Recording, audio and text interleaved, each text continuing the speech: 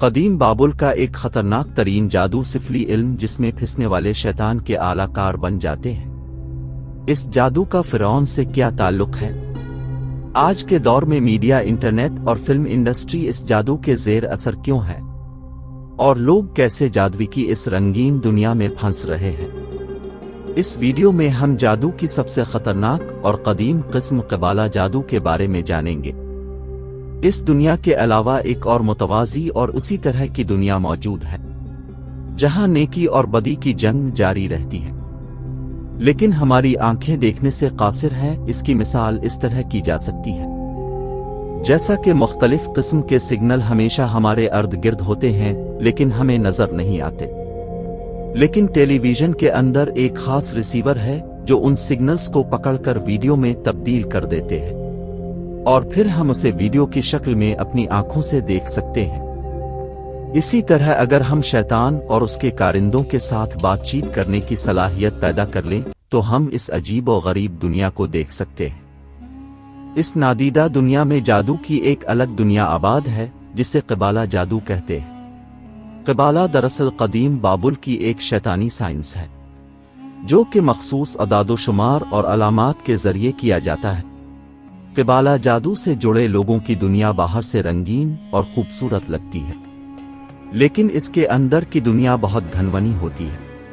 قبالہ جادو کا تعلق شیطانیت اور سفلیت سے ہے، جس میں لوگوں کے ذہنوں اور خیالات کو مختلف منشیات، جادوئی کارروائیوں اور ہپناٹزم کے ذریعے کنٹرول کیا جاتا ہے۔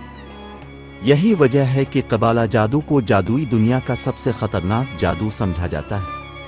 قبالہ جادو ہزاروں سال پہلے بابل کی تہذیب میں شروع ہوا تھا، اور جادو اس قسم نے اس قدر ترقی کی کہ آہستہ آہستہ ایک خفیہ مذہب میں تبدیل ہو گیا، اور پھر وقت گزرنے کے ساتھ یہ ایک پوری تہذیب کی شکل اختیار کر گیا۔ جبکہ بعض محققین کے مطابق قبالہ جادو بنی اسرائیل سے شروع ہوا تھا۔ تاریخ کے مطابق جب حضرت یعقوب علیہ السلام کے بیٹے حضرت یوسف علیہ السلام کو مصر کی سلطنت دی گئی، چنانچہ اپنے اپنے تمام بھائیوں اور رشتہ داروں کو وہاں سے بلایا اور یہ لوگ یہاں آ کر آباد ہو گئے۔ اس وقت مصر کے لوگ جادو کے فن میں کمال رکھتے تھے۔ یہاں لوگ جادو کے علم سے ہر ناممکن اور ناقابل یقین کام انجام دیتے تھے اور اپنا اس علم کو قبالہ کہتے تھے۔ مثال کے طور پر حضرت موسیٰ علیہ السلام کے دور میں مصر کے فرعون کے دربار میں وہ جادوگر جنہوں نے حضرت موسیٰ علیہ السلام سے جنگ کی تھی وہ بھی قبالہ جادو کے ماہر تھے۔ اسی طرح وہ سامری جس نے بچھڑے کی پوجا سے لوگوں کو شرک میں مبتلا کیا اور وہ بھی قبالہ جادو کا ماہر تھا۔ اسی طرح نمرود اور فرعون کے درباری پجاری اور نجومی جنہوں نے انہیں بتایا کہ بچہ پیدا ہونے والا ہے جو ان کی سلطنت کا خاتمہ کرے گا، یہ پیشین گوئی بھی قبالہ جادو کے ذریعے کی گئی تھی۔ لیکن ایک وقت ایسا آیا کہ اللہ تعالیٰ نے حضرت موسیٰ علیہ السلام کو اپنی قوم یعنی بنی اسرائیل کے ساتھ فلسطین کی طرف ہجرت کرنے کا حکم دیا۔ چنانچہ حضرت موسیٰ علیہ السلام نے بنی اسرائیل کو سمندر کے راستے بحفاظت نکالا اور مصر سے نکل گئے، جبکہ فرعون اپنے لشکر سمیت سمندر میں غرق ہو گیا۔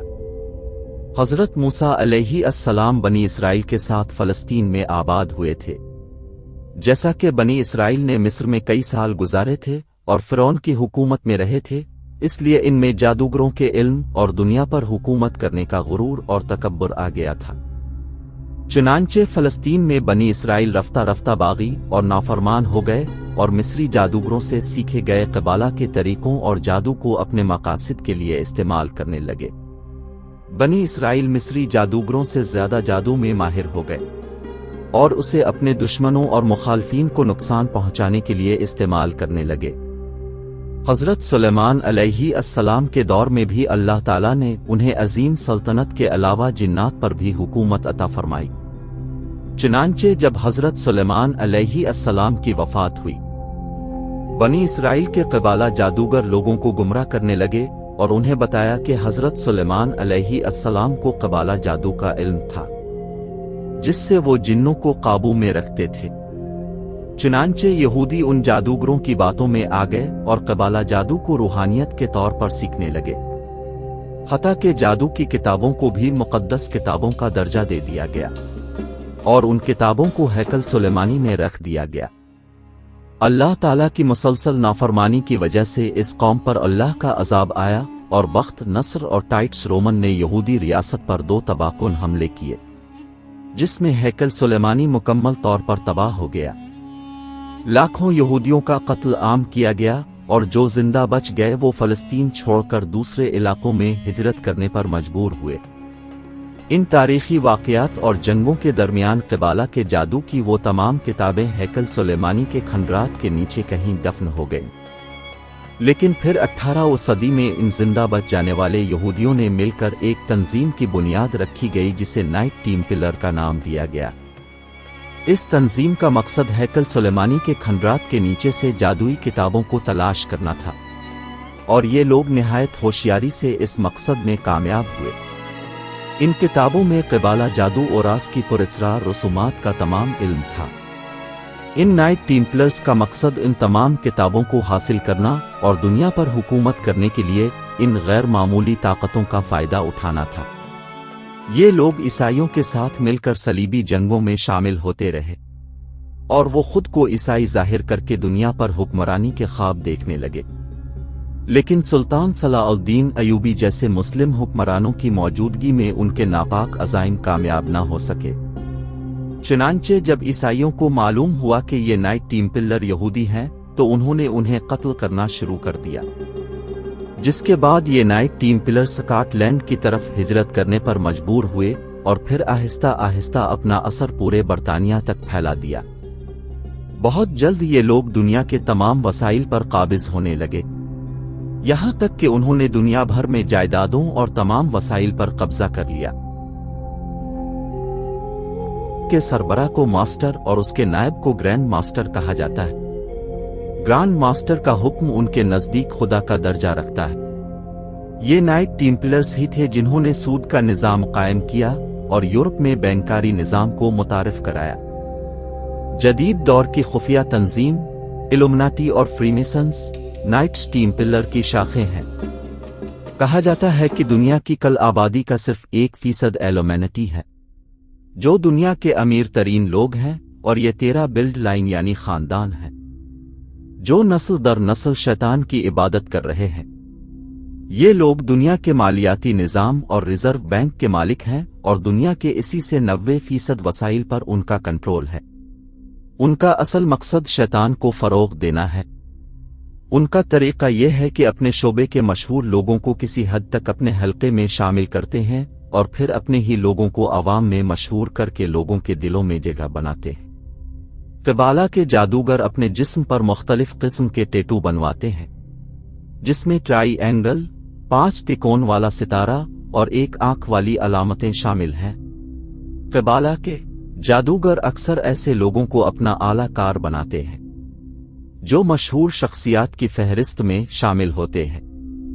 आज के दौर में टेलीविजन पर आने वाली सारी मशहूर शख्सियात जिन्हें लोग अपना आइडियल समझते हैं, वो भी इसी क़िबाला जादू के निज़ाम का हिस्सा हैं। यही वजह है कि आज वो किसी गुनाह को गुनाह नहीं समझते।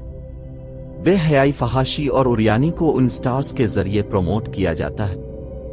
लोग अपने मजहब पर चलने के बजाय इन सितारों के नक्श कदम पर चलते नजर आते हैं। क़िबाला जादू की मदद से बहुत सी फिल्मों के रक़्स और गाने तरतीब दिए जाते हैं। इसीलिए जब लोग इसे सुनते हैं तो इस कदर मगन हो जाते हैं कि उन्हें दुनिया की खबर ही नहीं रहती और वो मौसीकी के जरिए लोगों के ज़हनों में क़िबाला का असर डालते हैं और लोग आसानी से इसकी जद में आ जाते हैं। इन गानों में फहाशी, बेशर्मी, कुफ्र, शिर्क हता के शैतान की परस्तिश का चर्चा है। जो लोग उसे 24 घंटे बगैर समझे और बगैर सोचे सुनते हैं वो उसके असर में फंस जाते हैं। इसके अलावा सोशल मीडिया पर बहुत सी पोस्टर्स और मवाद मौजूद हैं जिनका मकसद सारिफीन को खुदा से दूर और शैतान और उसके पैरोकारों के करीब करना है। उन्हें अपनी जिंदगी के बारे में सोचने और जिंदगी के मकसद के बारे में सोचने के बजाय घंटों फजूल बातों में ज़ाय करना पड़ता है। इसे गुनाहों के जाल में फंसा कर इतना मसरूफ करना है कि वो शैतान का आलाकार बनकर मौत और आखिरत को भी भूल जाए, जो एक कड़वा सच है। आज ये वो कबालिस्ट हैं जिनका मीडिया पर मुकम्मल कंट्रोल है। वो हमें दुनिया में होने वाले हालात दिखाते हैं जैसा कि शैतान के पैरोकार हमें दिखाना चाहते हैं। आज सूरत-ए-हाल ये है कि मुसलमान खुद तवहुम परस्त हो चुके हैं और कुरान व हदीस से दूर हो गए हैं, जबकि शैतान की हर बुराई और चाल का हल कुरान पाक में है। लेकिन हर कमाल को एक ना एक दिन ज़वाल होना चाहिए। बहुत जल्द ये तमाम फितने खत्म हो जाएंगे। इस तरह की मज़ीद वीडियोज़ देखने के लिए हमारे चैनल को लाइक, सब्सक्राइब और शेयर करें।